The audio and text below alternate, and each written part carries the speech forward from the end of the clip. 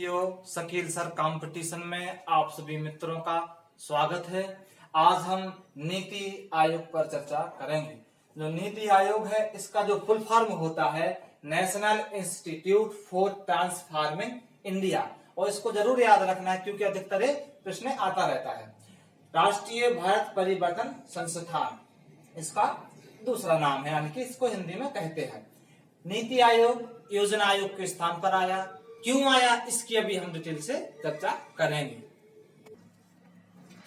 नीति आयोग जैसा कि full form अभी मैंने इसका बताया है आपको, और जो नीति आयोग है यह योजना आयोग के स्थान पर आया, तो यह योजना आयोग का परिवर्तित रूप है। योजना आयोग 15 मार्च 1950 में शुरू की गई। योजना आयोग बता रहा हूं, जब देश आजाद हुआ इसके बाद में 15 मार्च 1950 को। नीति आयोग एक गैर वैधानिक निकाय है। नीति आयोग की स्थापना 1 जनवरी 2015 को थिंक टैंक के रूप में, यानी कि सलाह देने वाले निकाय के रूप में की गई, क्योंकि इसमें विशेषज्ञ होते हैं हर एक फील्ड के, जैसे कि एग्रीकल्चर है, जल संसाधन, यानी कि जितने भी क्षेत्र हैं सभी के विशेषज्ञों से सलाह ली जाती है और फिर उस फील्ड पर कार्य किया जाता है। कार्यालय नई दिल्ली में है। संरचना, जो इसकी संरचना, इसमें काफी अंग है नीति आयोग की संरचना में।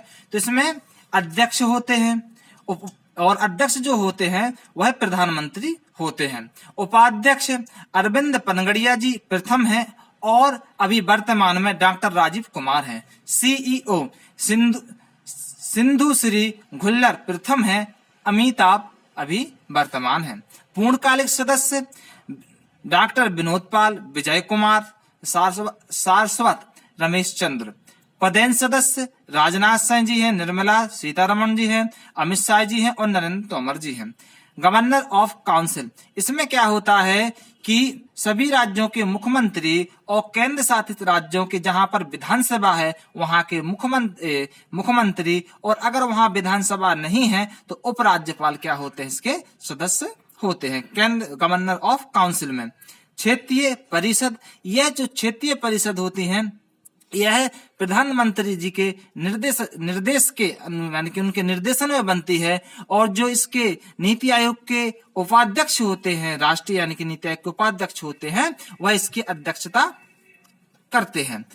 विशेष आमंत्रित, यह विशेष आमंत्रित सदस्य भी इसमें रखे जाते हैं। और सचिवालय, यह आवश्यकता अनुसार इसको बनाया जाता है। अभी हम इसकी और डिटेल से चर्चा करेंगे साथियों।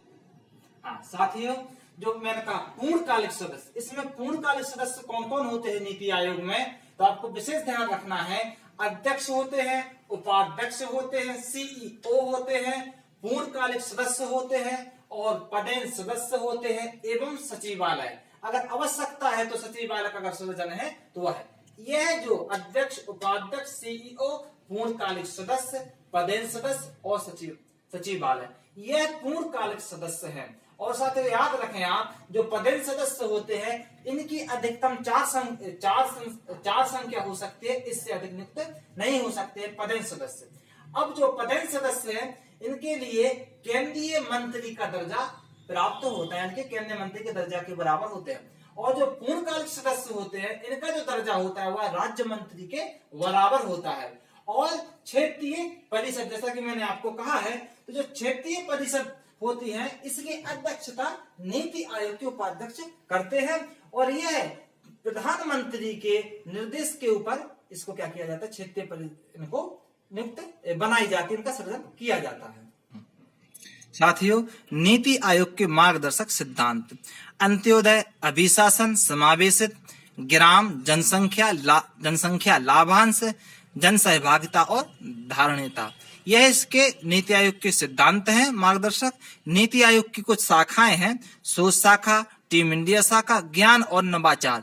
जो है ज्ञान और नवाचार है, नवाचार का ही इसमें यानी कि विशेष प्रावधान, यानी कि नवाचार वह चीज है जो अपने स्वयं की क्षमताओं के अनुसार एक ऐसा मॉडल प्रस्तुत किया जाए हर एक क्षेत्र में, यानी कि जैसे हमें कहीं शिक्षा के क्षेत्र में नवाचार करना है, एग्रीकल्चर के क्षेत्र में नवाचार करना है, तो ऐसे नए मॉडल प्रस्तुत किए जाएं जिनकी लागत कम आए और जो टिकाऊ भी हों और जो एक स्थान से दूसरे स्थान तक पहुंचने में भी सुविधाजनक हो, यानी कि हर प्रकार से वो सुइटेबल हो, ऐसा नवाचार, ऐसा मॉडल बनाया जाए। और यह इसमें उस क्षेत्र के विशेषज्ञों के द्वारा इसका निर्धारण किया जाता है।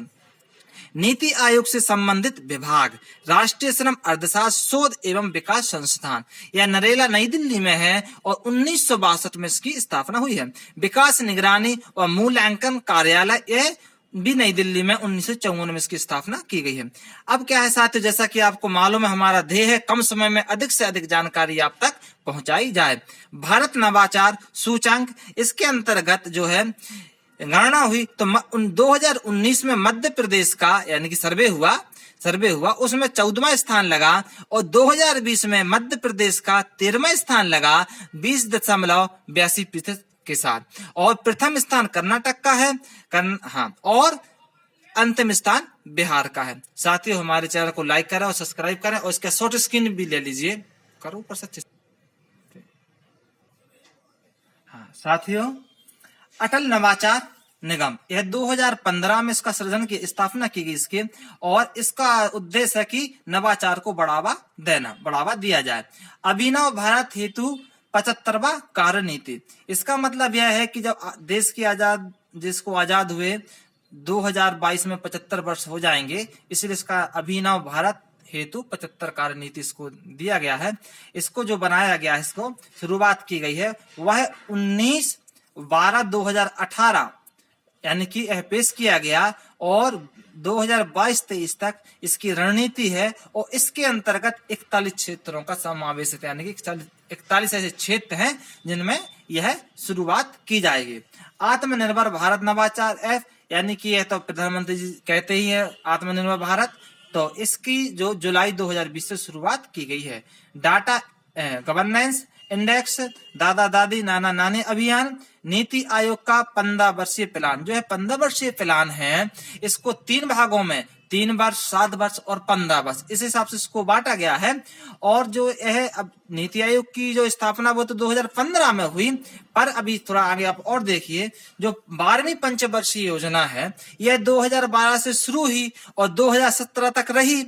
तो क्या हुआ कि 2017 में जब इस 12वीं पंचवर्षीय योजना का कार्य पूरा हो जाने के बाद फिर नीति आयोग अपने फुल फॉर्म में आया। तो इस प्रकार से फिर नीति आयोग ने मतलब 2017 से अपना कार्यभार अपने फुल फॉर्म के रूप में किया।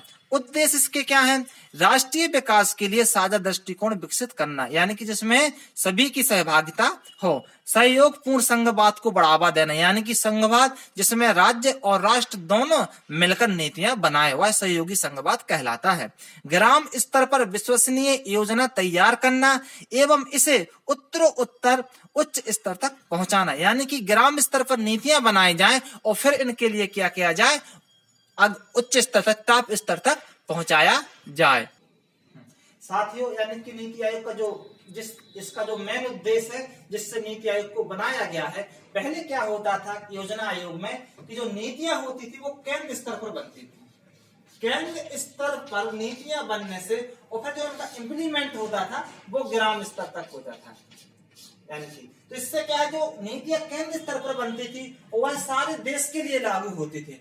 अब जो वह नीति है, हो सकता है कि कहीं पर तो बोला, क्योंकि भारत विविधताओं का देश है, तो कहीं की भूगोल की स्थिति ऐसी हो जहां पर वह नीति, वह योजना सुइटेबल करती हो, लेकिन अन्य जगह हो सकता है कि वह नीति उस क्षेत्र के भौगोलिक हिसाब से उसके अनुकूलित ना हो, तो फिर वहां उसका सही रूप से क्या हो जाता है, उसका कार्यक्रम तैयार या चालू नहीं किया जा सकता, इम्प्लीमेंट नहीं किया जा सकता है। इसीलिए नीति आयोग में क्या किया गया कि योजनाएं ग्राम स्तर पर बनेगी, योजनाएं ग्राम स्तर पर बनेगी और यह फिर उनके लिए टॉप स्तर तक पहुंचाया जाएगा।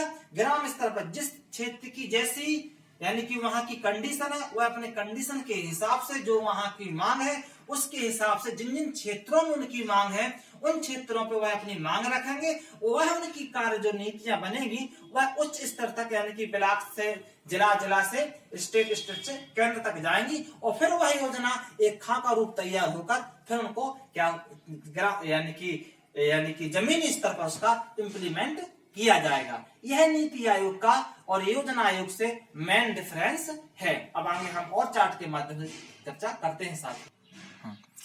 जो क्षेत्र आयोग को सौंपे गए हैं उनकी आर्थिक कार्य नीति और नीति में राष्ट्रीय सुरक्षा हितों को सम्मिलित करना, यानी कि ऐसी नीति बनाई जाए योजना आयोग के माध्यम से जिसमें राष्ट्र को सुरक्षा भी रहे, सुरक्षित रहे।